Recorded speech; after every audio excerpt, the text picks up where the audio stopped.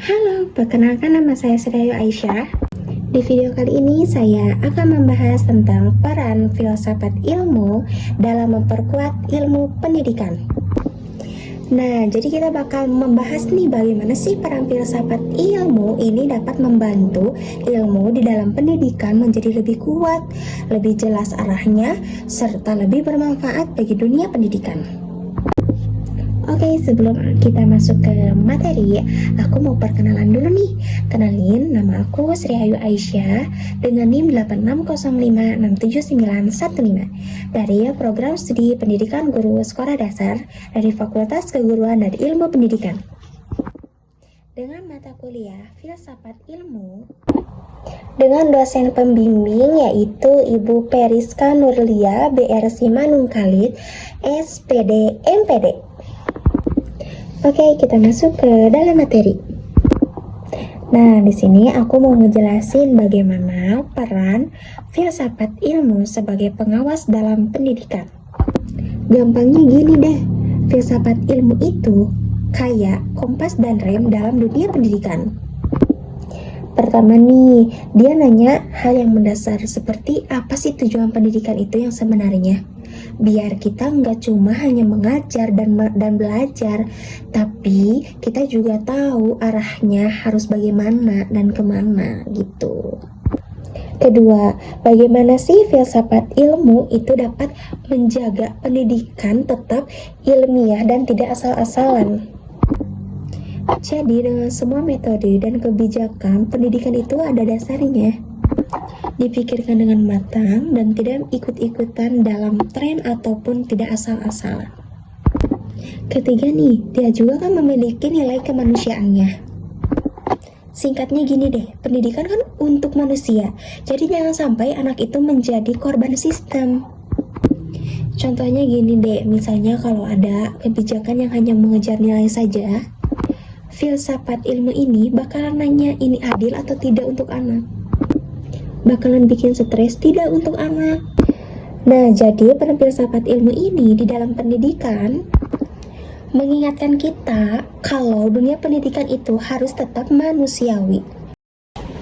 Nah, lanjut nih.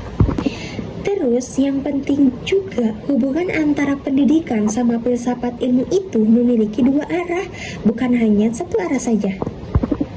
Jadi bukan hanya filsafat ilmu yang ngarahin pendidikan, tetapi juga ada praktik di dalam kelas yang mana kita dapat pengalaman yang nyata yang bikin filsafat ilmu menjadi berkembang. Contohnya nih, aku ngajar di SD, aku bakal ngerasain langsung nih kalau setiap anak itu berbeda cara belajarnya. Ada yang visual, ada yang auditori, ada juga yang praktik secara langsung.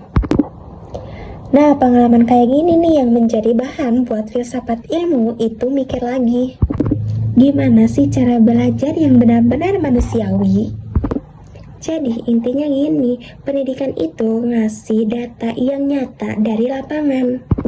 Terus filsafat ilmu yang ngolah biar jadi pemikiran yang lebih dalam. Maka keduanya saling menguatkan, bukan jalan sendiri-sendiri.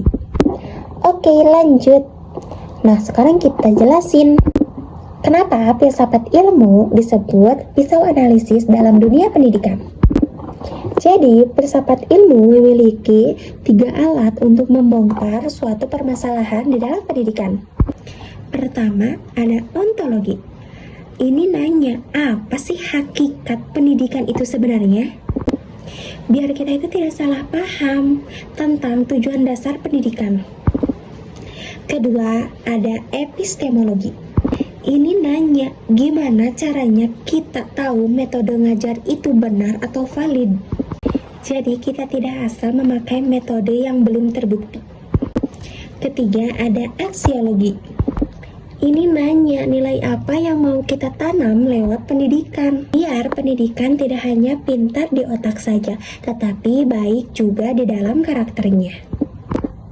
Contohnya nih, kalau ada masalah perundungan atau bullying di sekolah, kita bisa bedah pakai 3 pisau ini.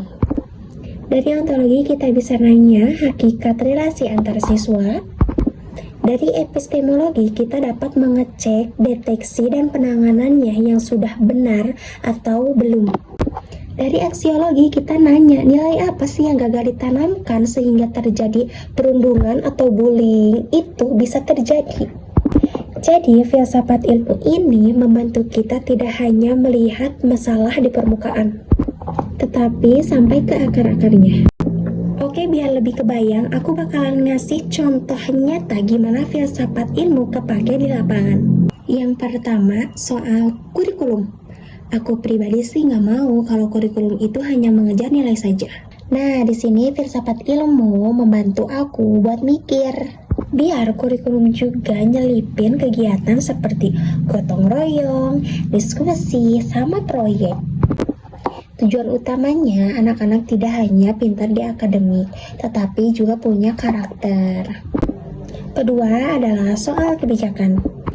Waktu pandemi atau COVID-19 kan anak-anak belajarnya dirumahkan atau full daring.